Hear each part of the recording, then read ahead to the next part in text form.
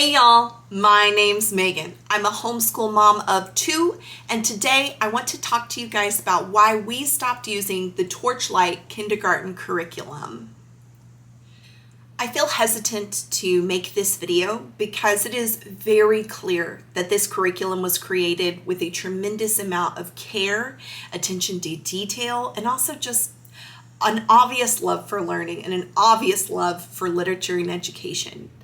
And I know as a creator that I feel hesitant to outright criticize anything that anyone else is creating. I just want to share with you guys why the Torchlight curriculum, kindergarten level, did not work for my family, okay? That's what I'm gonna try to do today. So for anyone who's not familiar, Torchlight curriculum is a secular curriculum, and I think that right now they offer pre-K through level 5, and it is a literature-based approach, and it's very gentle. A lot of reading, a lot of time with parent and student, and it is beautifully presented, and like I said before, clearly created with a lot of love and good intention. It just didn't work for us, and I'm gonna get into that. As a secular home educator, I was really excited to come across Torchlight because, as a lot of you might know, if you're trying to wade through the homeschool options out there, secular curriculums can be pretty difficult to come by, especially a secular curriculum that is like an all-encompassing curriculum. You can find subject-based secular curriculums, but trying to find something that's like a general approach to how you're going to do your whole year in all of your subjects, that is really rare. I was also excited and drawn to it because it is beautiful. The art is beautiful. The books are wonderful, lovely, gorgeous, right? You want to come into that experience. And I needed something.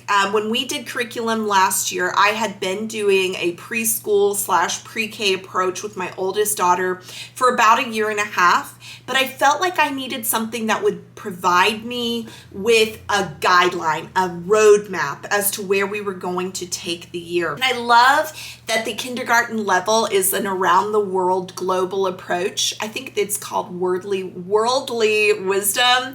And I loved the idea that we would maybe get a smattering of all of these different things to kind of hang our hat on later as we got in more detail, as we kind of moved through my child's educational experience. And that's just not really what ended up happening for us. And just for context, I am a huge advocate for walking away from a program or curriculum if it's not working for you and your kiddo, okay? Or kiddos, your family. And I know that that can be really difficult to do because a lot of times curriculums or programs require a huge upfront commitment and investment. And if you're like us and you're working off of a single income household in order to homeschool, making those financial commitments, that's a rough one to walk away from. But prior to home educating, I was a public school teacher for 5 years. And one of the things that I prided myself on was having humility in my own work. All right, even though I worked on this lesson plan for weeks and I really thought this unit was going to go well, if it didn't hit right with the students, I just chunked it and started over again. So that being said, we gave Torchlight Level K our 100% best effort. We used this program for 9 weeks last fall before I finally said, forget it, and we just chunked it and started doing our own thing. When discussing why we walked away from Torchlight Curriculum Level K, I want to cover 3 major areas. The first is my problems with the planning, like the scope and sequence of the curriculum, the materials, and finally the community, the Torchlight community, which is, I'm really terrified to get there, you guys. Like, don't come after me, okay? Let's start with the planning. The planning process for me was chaotic and time consuming. And I actually am someone who had professional experience with planning, pacing out my own courses. And I just found the material as it was presented was very difficult and dense to get through. I am going to post a picture of the free sample from the Level K so you can see how those weeks were laid out. First of all, the pacing for us did not work out to be even. And what I mean by that was each country or region or group of countries that you would study would be paced out to take you a week, which I just felt was way too fast. I felt like we were trying to do too much. I would have appreciated if the curriculum could have pared down the countries or regions presented and spent more time in those countries. By the time we were getting into the groove of things or really feeling like, oh yeah, we're getting to the juicy bits of this region or this country, if we were to keep up with the pacing, it was like we were done, like time to move on. And that was really frustrating for me. But the other part was the pacing did not feel even. So for example, we would be rushing Mad Hatter to get through the geography and cultural aspects, right? Like, I mean, just pedal to the metal trying to fit this into 1 week. But when it came to the literature, like let's say, I think in the first week, they are suggesting you read a Mercy Watson small chapter book. I mean, my daughter is plowing through that thing in 1 day. And it's supposed to be paced out to take that entire week. And that was really frustrating for me because it might say day 1, okay, you're going to read these pages of Mercy Watson. But why? Like, my daughter doesn't want to stop. Her attention is in it, and we wanted to just go all the way through it. And I know what you're saying, like, fine, just supplement, bring in other things. And my criticism to that is, well, then why am I paying for this curriculum? I understand absolutely that no curriculum is going to ever be perfect for my family or yours. Okay, that's just the cold truth of it. But I was having to do so much legwork on my own to bring in those supplemental materials.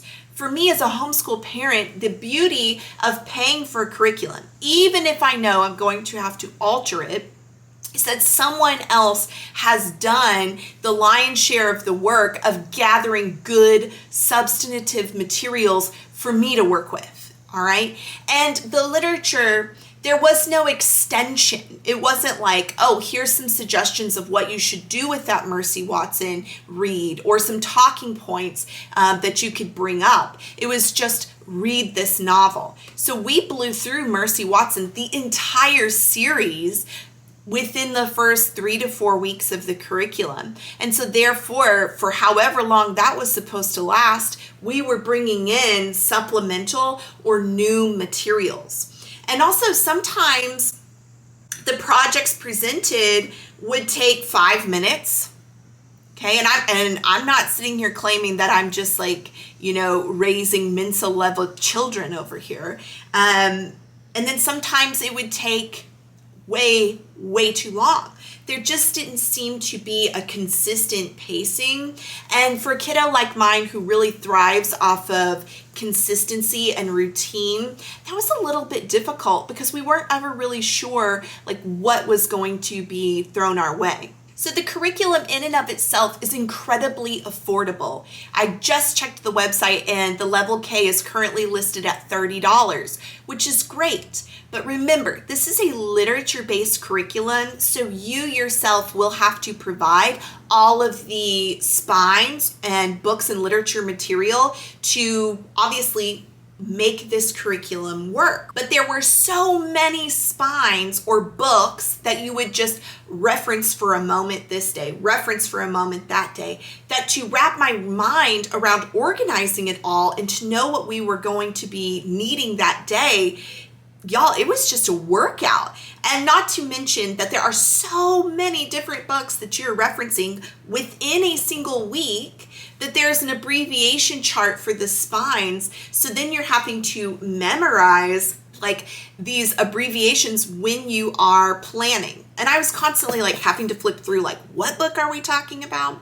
And that was really frustrating for me as well. I had to get a separate planner. I couldn't use the weekly planner that was within the curriculum. There's no math curriculum or reading curriculum or science. So then you have to bring in those curriculums as well. So then not only was I juggling the Torchlight, but then I was also juggling our math curriculum and its pacing, any kind of reading curriculum that we were wanting to do. You know, if you were really going for like an unschooling or ultra gentle approach, I have to tell you, this curriculum would be fantastic for your family. And I do not hold any grudges against that whatsoever. Absolutely, like rock it. You do you, okay? That's just not what we needed in our home. And homeschooling can be stressful enough, right? And we were homesteading at the time as well, okay?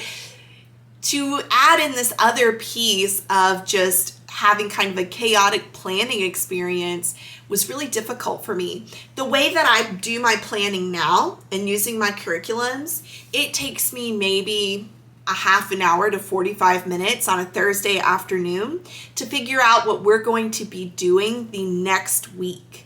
And I really felt like with this particular curriculum, I needed to check every night to make sure that I had everything lined up for the next morning and that I was using the right spines, and that I knew what material was going to be available and that I had backup material if we just blew through stuff, and needed, honestly, more to do.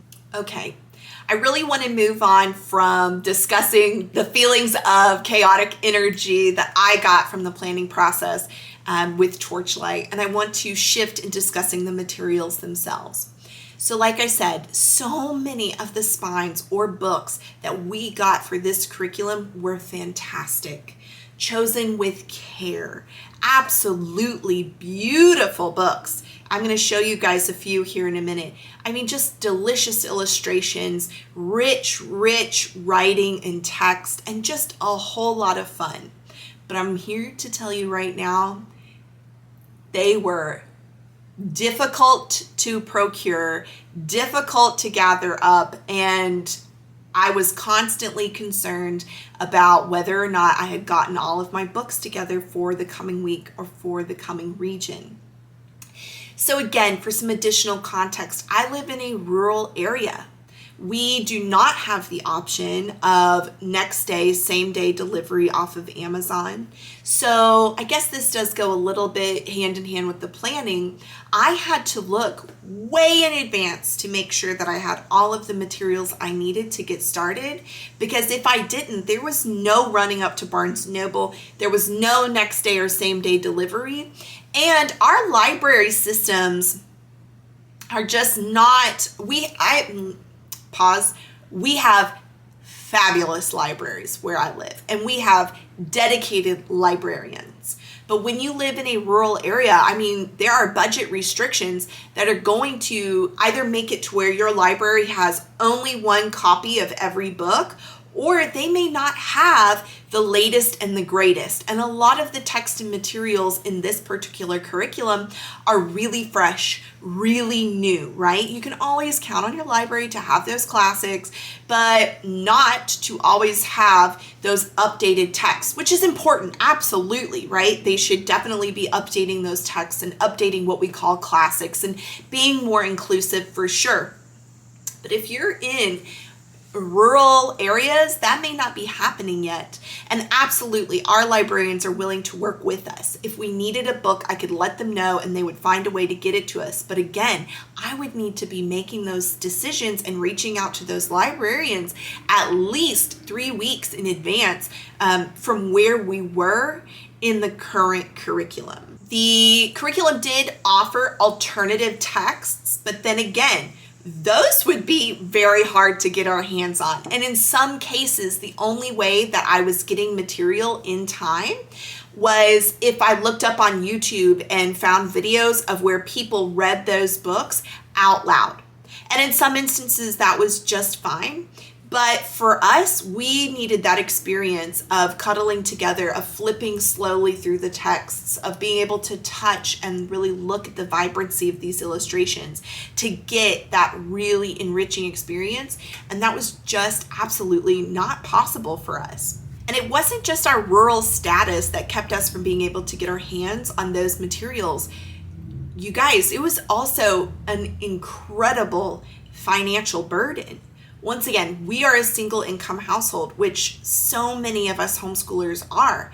And in order to be able to afford all of those like fun extra books that were specific to a region, I'm not discussing spines, but just books that were specific to a region, I was having to budget out, okay, this paycheck, we will purchase all of the books that we need for this region, which would be 2 weeks away, right? I was having to do all of this mental math to lay out, not even mental math, you guys. I was having to put pen to paper, bust out that calculator. How much can we afford to spend on books this week? And then path it out, okay? And then when everything started happening with 2020, things became increasingly difficult because I couldn't just run into the library with 2 small children, which, by the way, pre-2020, now, whenever, I don't think any of us could just run into the library to grab books. And as a matter of fact, I really remember this one time hustling up to the library because I had realized I had forgotten a book that was going to be pretty gosh darn important to what we were doing that day.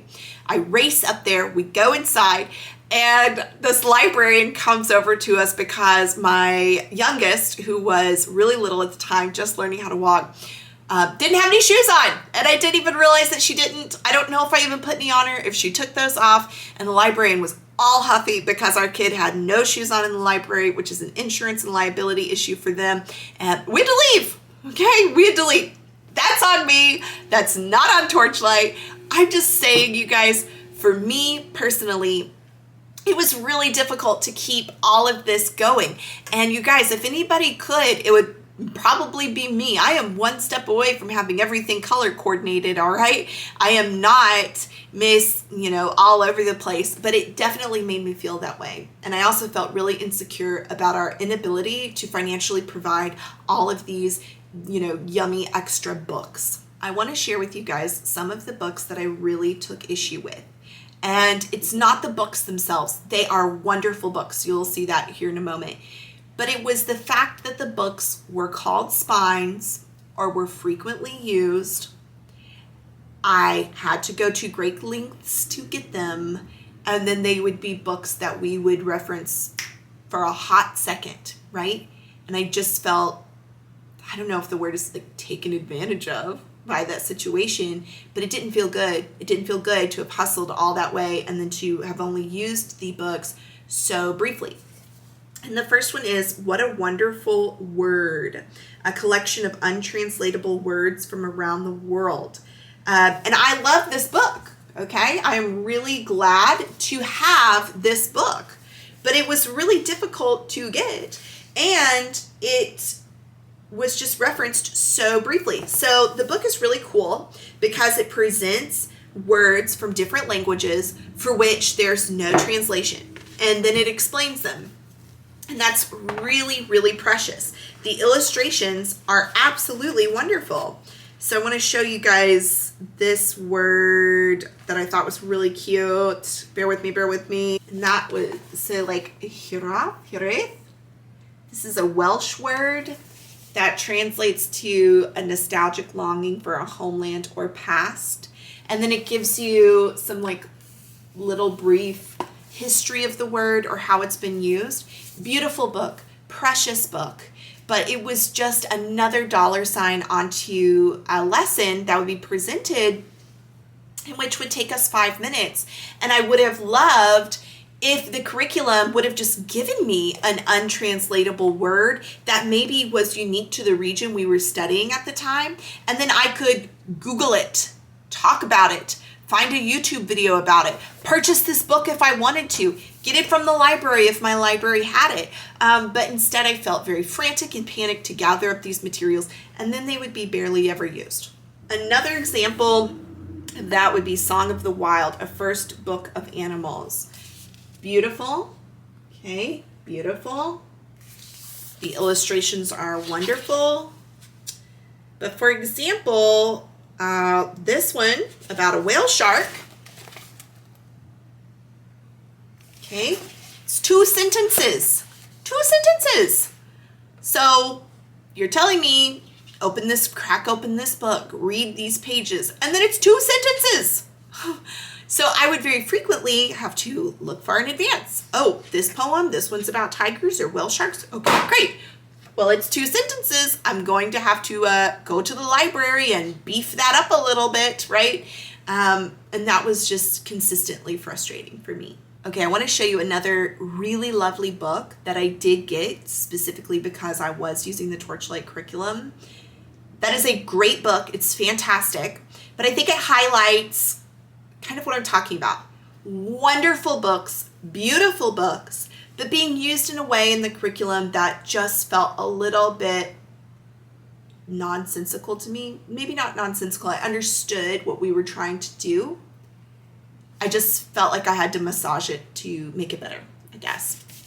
So this is What Do We Celebrate? Holidays and Festivals from Around the World.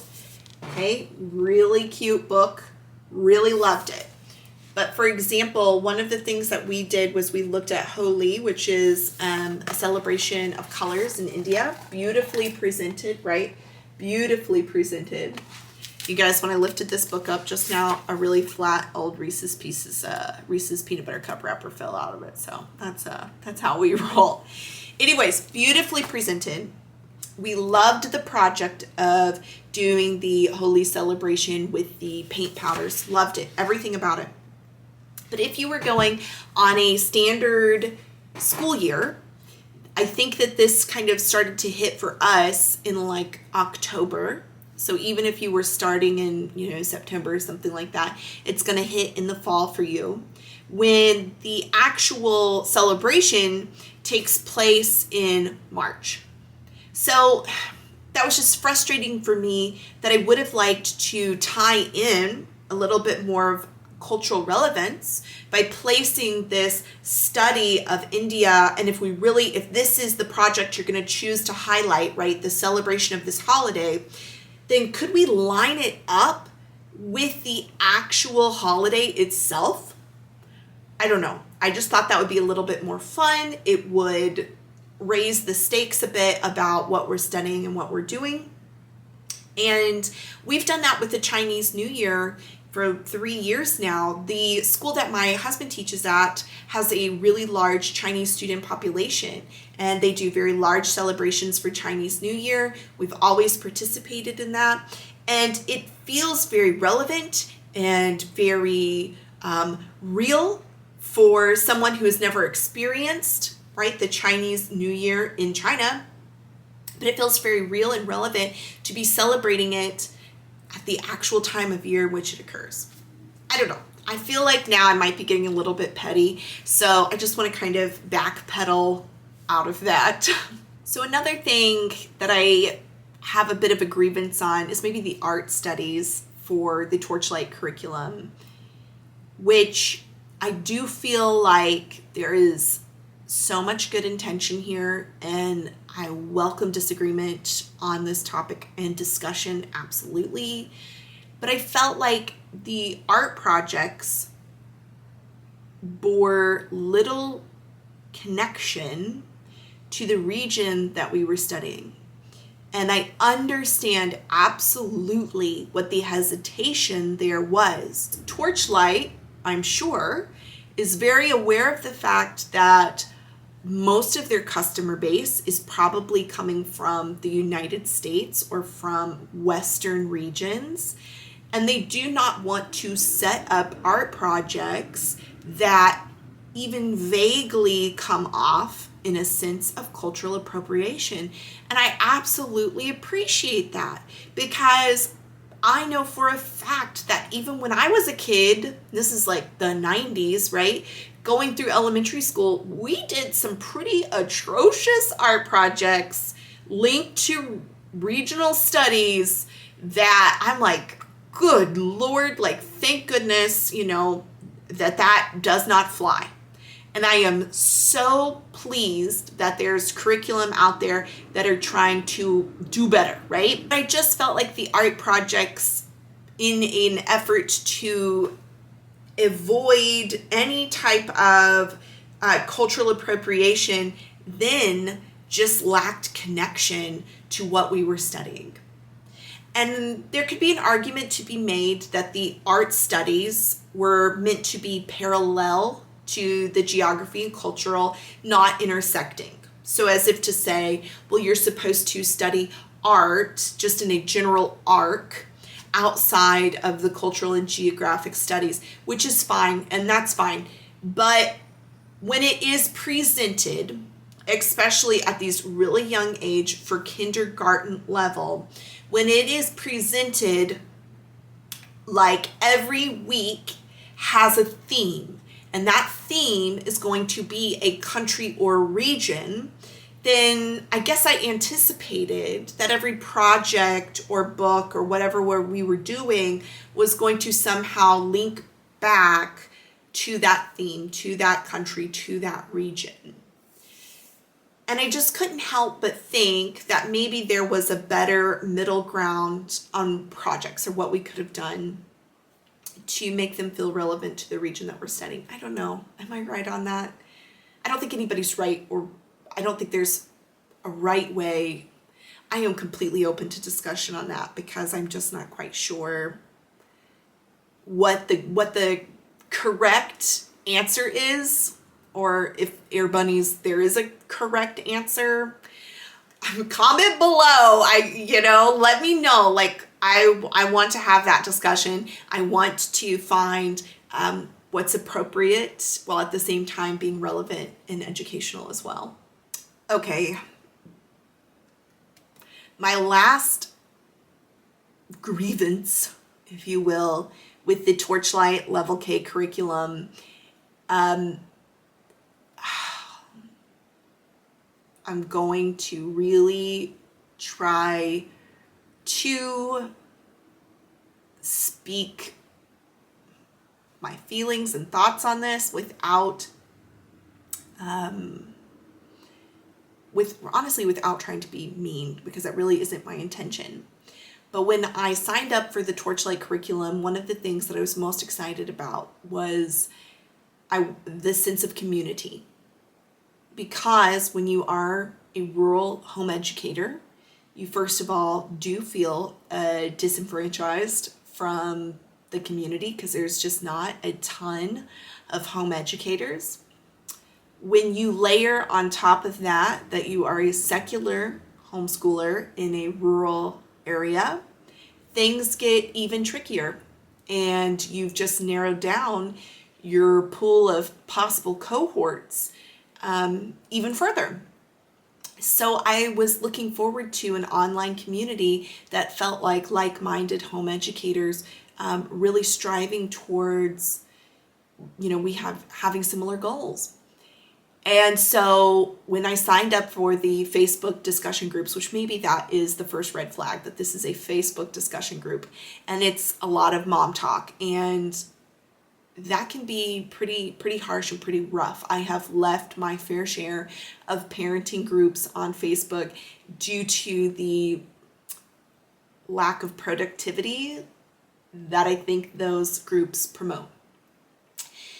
So what I hoped the groups would be is I hoped that the groups would be resource sharing groups. When I was a professional teacher, I taught advanced placement histories and human geography. And the Facebook groups were frequently excellent places to get lesson ideas, project ideas, reading ideas, all of those things. And because most of us were using a general pacing, it was very easy to find those projects. They would link up to what you were doing. So I was really looking forward to that. And instead, my impression of the group was that it was the majority of members were there to provide feedback, suggestions, encouragement, but there were some pretty greasy wheels who it seemed like their intention was to judge, and I'm not saying with any sort of constructive criticism, but to judge, to use very harsh language, to tear down other home educators asking for help or sharing achievements. And I did not feel like it was a conducive environment to conversation, discussion, debate.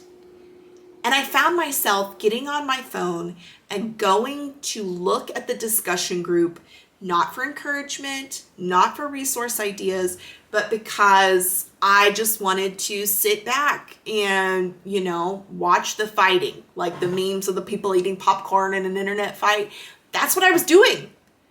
I, at first, thought it was funny to watch people bicker. And then it was disheartening. And then I found myself feeling really cynical. The admins of the group did seem to work really hard to try to tamp that down, to try to move things into a productive direction. But I noticed that people were posting less, or people weren't posting at all, or all of the posts would be from Torchlight. It just did not feel like a comfortable place to share your woes, to post your questions. And what a shame, because home education is a tough choice to make. We are all salmon swimming against the stream. And I don't know about you guys, but I face tough criticism for my decision. Not from random people behind a keyboard, although I'm sure that's out there. But I'm talking about from people I know, from friends, from family, from random individuals that you run into at the library. I am sure that you guys all know that little underlying derision that you have maybe faced yourself. And to then come into a homeschooling community and see people who have surely have to know what that criticism feels like, to see them laying it on even thicker, I just thought was distasteful. And that is a criticism that I do not lay at the feet of Torchlight or its creators. That is the nature of the internet. That's the nature of Facebook groups. But it just didn't feel good. That's how I would say. I did not find the community that I so longed for. And I just thought that it was sad. It was disheartening. Okay, that was a bummer. I want to end on a high note and tell you about some of the resources that I found because of Torchlight, like some pros, right? Let's end on a high note. Let's end on a positive note here. And the first is this book series, Zoey and Sassafras. If you have not picked up Zoey and Sassafras, you have to. And honestly, going through 9 weeks of Torchlight just to get to this resource is probably worth it, in my opinion. So Zoey and Sassafras is a fictional story about a little girl and her cat and their ability to help magical creatures by using scientific theory and scientific method. It is a wonderful, fantastic, fictional way to bring your child into the world of scientific thought and giving them a way of approaching the world that uses that scientific process. And plus, it's just darn precious. The illustrations are super cute, and I don't know if you can tell by this book or the cover of it, but these are well loved. And this is by Asia Citro. You should also check out her website, which I will link below, because Asia Citro's website has lots of excellent resources for free that go with or are companions to all of the novels. It is a series, it is wonderful, and we absolutely love Zoey and Sassafras. I'm really glad that I came across this particular resource. I'm also going to link below a really great YouTube series that we followed through our 9 weeks of Torchlight, which is, I think it's an old travel show with the brother and sister as they travel the world. It was really precious to give kiddos an introduction to these regions through the eyes of their peers. I thought that was precious. And also, kind of shouting out that they did introduce me to DK Books, specifically looking at this one, the Children's Illustrated Atlas.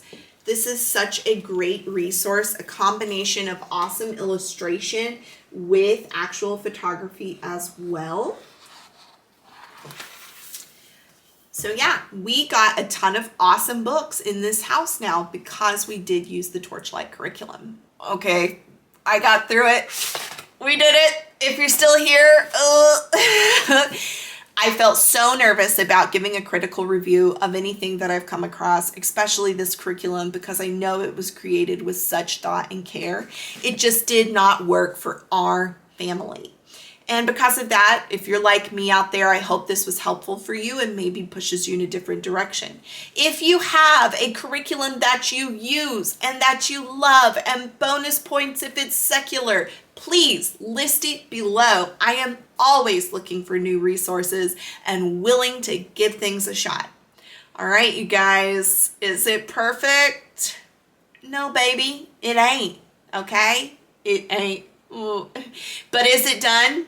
Yeah, baby, it is. So until next time, bye.